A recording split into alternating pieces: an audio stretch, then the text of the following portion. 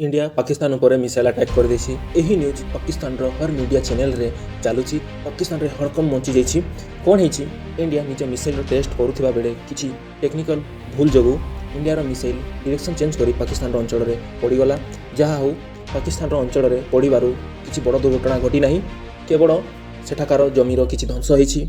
दुई देश निजर मैच्योरिटी देखै करी इंडिया मध्ये निजर एक्सेप्ट करनेला निजर मिसाइल रो टेस्ट करबा बेले किसी टेक्निकल फॉल्ट जोगु डायरेक्शन चेंज होई करी पाकिस्तान रे पड़ी। पाकिस्तान मध्ये सडनली अटैक न करी प्रतिक्रिया न करी इंडिया रो कथा को सुनिला। दुई देश भल भाव में निजर मैच्योरिटी को देखैले। जदि भी पाकिस्तान निजर मैच्योरिटी को न देखै इंडिया ऊपर अटैक करिथांता कोन इंडिया सहित कोन पाकिस्तान लड़ी पारिथांता। इंडिया जो मिसाइल टेस्ट करूथिला तार नाम होछि ब्रह्मोस 2।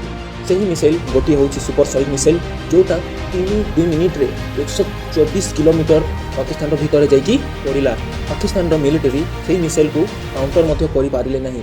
एथिरु आपण जानुछंती कि कोन हुअंता जदि पाकिस्तान इंडिया सहित अंगा नियंता। आपण मानकर कोन प्रतिक्रिया रहिछि एहा उपरे कमेंट करि जणांतु। आ एही परि न्यूज पाइबा को हेले हम चैनल को सब्सक्राइब करंतु और सबुठु प्रथमे नोटिफिकेशन पांतु।